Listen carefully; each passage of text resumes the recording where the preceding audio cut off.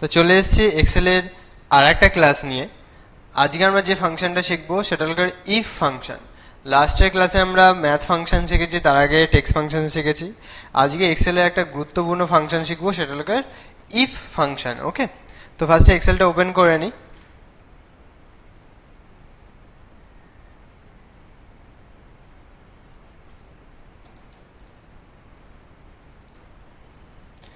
দেন এখানে আমি একটু ছোট্ট করে হেডিংটা করে দিই ইফ ফাংশনের।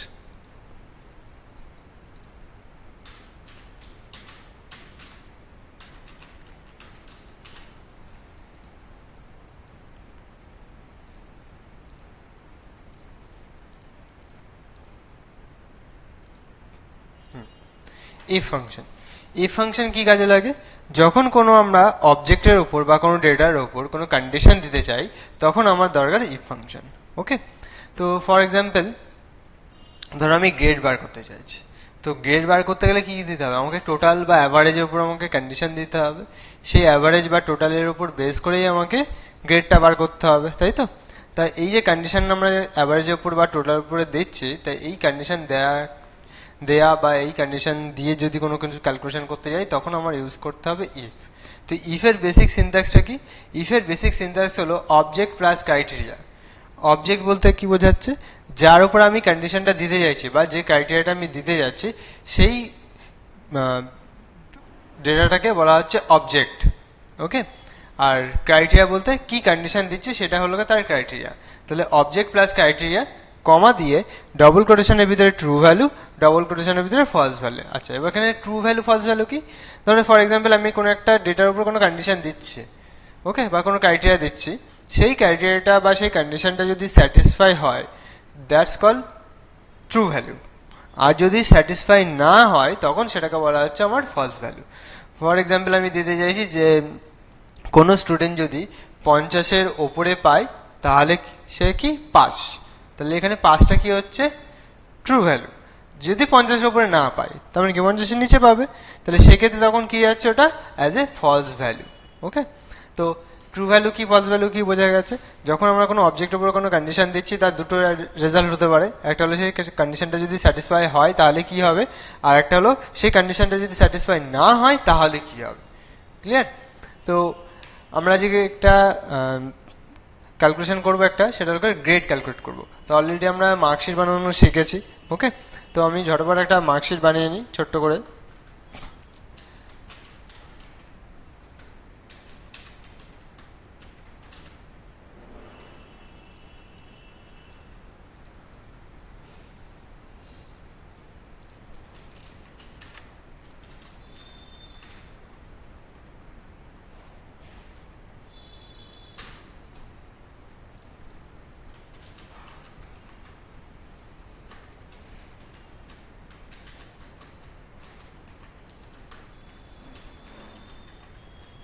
তো আমি 4 জনের ডেটা নিয়েই আপাতত মার্কশিটটা বানাচ্ছি।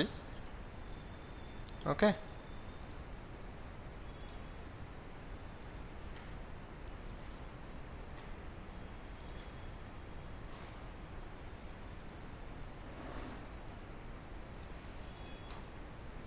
টোটাল এবার লাস্টে গ্রেড। Excuse me.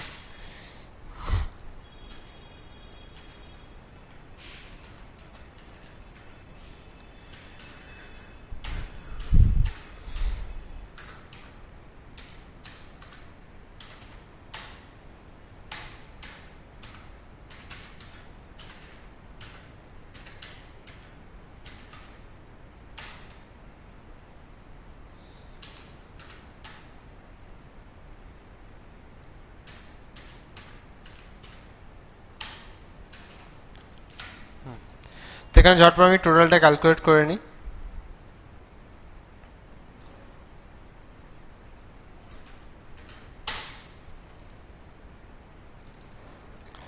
তাহলে এটা আমার একটা নর্মাল মার্কশিট আছে। তো আমি এর উপরে বেস করে গ্রেড দিতে চাইছি। ওকে, তো গ্রেডটা আমি কার উপর বেস করে দেবো? গ্রেডটা আমি টোটালের উপরে বেস করে দিয়ে দেবো। তো টোটাল যে ভ্যালুগুলো আছে তার উপর বেস করে আমি গ্রেডটা এখানে ক্যালকুলেট করবো। তো টোটাল তার জন্য গ্রেড ক্যালকুলেট করার জন্য আমার কিছু কন্ডিশন দিতে হবে, কিছু লজিক অ্যাপ্লাই করতে হবে। তো গ্রেডের উপর আমি এখানে কন্ডিশন দিচ্ছি। ধরো ফর এক্সাম্পল কারণ টোটাল 4টে সাবজেক্ট আছে, তো সেক্ষেত্রে এক্সাম হবে 400তে। তো সেক্ষেত্রে আমি এখানে দিচ্ছি 360 থেকে 400-র মধ্যে যারা থাকবে তারা পাবে ডবল এ। সেম ভাবে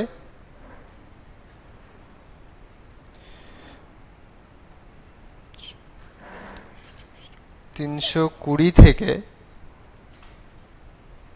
359-এর মধ্যে যারা থাকবে তারা পাবে এ।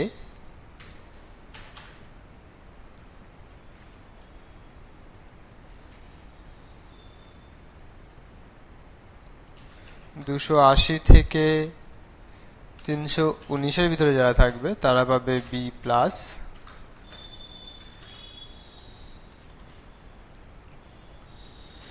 240 থেকে 279-এর মধ্যে যারা থাকবে তারা পাবে বি। আর 200 থেকে 239-এর মধ্যে যারা থাকবে তারা পাবে সি। আর লেস দেন 200 মানে 200-র কম যদি হয় তাহলে সে ডি, বা আমরা এক কথায় বলতে পারি ফেল। ওকে, তো এটা হলো আমার কন্ডিশন বা ক্রাইটেরিয়া। তো ইফ ফাংশন ইউজ করার ক্ষেত্রে সেক্ষেত্রে আমার ক্রাইটেরিয়াটা কি হবে সেটা খুব ইম্পর্টেন্ট, কারণ ক্রাইটেরিয়ার উপর বেস করেই কিন্তু আমাকে এখানে ক্যালকুলেশনটা করতে হবে। ওকে, তো এবার আমরা গ্রেডটা ক্যালকুলেট করব। তো গ্রেডের ঘরে গিয়ে লিখছি ইকুয়াল টু ইফ। তো ইফের সিনট্যাক্স আমরা কি বলেছি যে অবজেক্ট প্লাস ক্রাইটেরিয়া, তারপরে কমা দিয়ে ট্রু ভ্যালু, কমা দিয়ে ফলস ভ্যালু। ওকে, তো সবসময় মাথায় রাখতে হবে যদি একটা অবজেক্টের উপর আমার মাল্টিপল কন্ডিশন হয় সেক্ষেত্রে ফলস ভ্যালু কিন্তু অলওয়েজ লাস্টে বসবে। যদি একটা অবজেক্টের উপর আমার একটার বেশি কন্ডিশন হয় বা দুটোর বেশি কন্ডিশন হয় তখন কিন্তু আমাকে ফলস ভ্যালুটা লাস্টের দিকে বসাতে হবে। তো আরেকটা জিনিস সেটা হলো কি একটা অবজেক্টের উপর যতগুলো কন্ডিশন হবে ঠিক ততগুলোই কিন্তু ইফ আমাকে ইউজ করতে হবে। আমি যদি একটা অবজেক্টের উপরে একটা ইফ দিয়েই কমা দিয়ে দিয়ে কন্ডিশনগুলো দিতে থাকি তাহলে কিন্তু সেটা রং হয়ে, সেটা কিন্তু কাজে লাগবে না, সাথে সাথে এরার দিয়ে দেবে। তাহলে যে কটা আমার কন্ডিশন থাকবে একই অবজেক্টের উপর সে কটা ইফ আমাকে ইউজ করতে হবে। ওকে, তো ফার্স্ট আমরা স্টার্ট করছি equal to if bracket open.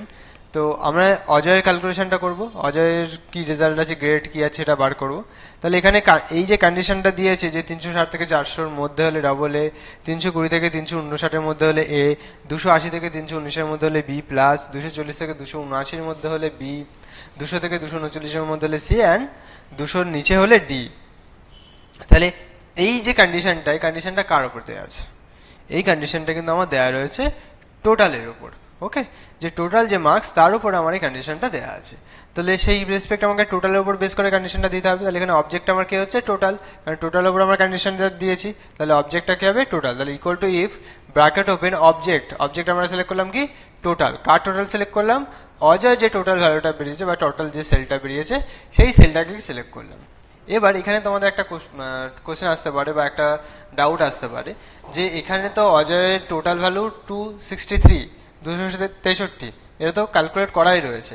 এবার ধরো কোনো কারণে এটা ক্যালকুলেট করা থাকলো না, তাহলে কি আমরা ক্যালকুলেট করা না থাকলে কি গ্রেডটা ক্যালকুলেট করতে পারবো না বা গ্রেড এখানে কি কন্ডিশন দিতে পারবো না? অবশ্যই পারবো, ঠিক আছে, কারণ আমরা এখানে ক্যালকুলেশন কাকে নিয়ে করছি? সেল অ্যাড্রেসকে নিয়ে কাজ করছি। দেখো তোমাদের মনে আছে নিশ্চয়ই যে আমরা ফার্স্টে যখন কোনো ক্যালকুলেশন দেখেছিলাম তখন আমরা দেখেছিলাম যে একটা স্ট্যাটিক আর একটা ডাইনামিক, তাই তো? স্ট্যাটিক যখন আমরা সেলের কন্টেন্টটাকে নিয়ে কাজ করছি, যখন আমরা ফিক্স করে দিচ্ছি ভ্যালুটাকে তখন সেটা স্ট্যাটিক, আর যখন আমরা সেলের অ্যাড্রেস নিয়ে ক্যালকুলেট করছি তখন সেটা হচ্ছে ডাইনামিক। তো সেক্ষেত্রে সেলের ভিতরে ভ্যালু থাকুক বা না থাকুক আমরা কিন্তু এখানে ফর্মুলা অ্যাপ্লাই করতে পারবো। যখন সেলের ভিতরে ভ্যালু চলে আসবে সেই ভ্যালু ওয়াইজও যে কন্ডিশনটা স্যাটিসফাই করবে সেই রেসপেক্টে কিন্তু গ্রেডটা এখানে ক্যালকুলেট হয়ে যাবে। ওকে, তো আমরা ফার্স্টে সিলেক্ট করলাম if equal to if total sell. তো ফার্স্ট কন্ডিশন কি আছে? 360 থেকে 400-র মধ্যে। তাহলে এই যে 360 বা তার বেশি এই জিনিসটাকে আমরা ম্যাথমেটিক্যালি কিভাবে রিপ্রেজেন্ট করব? তো সেক্ষেত্রে আমরা এখানে লিখতে পারি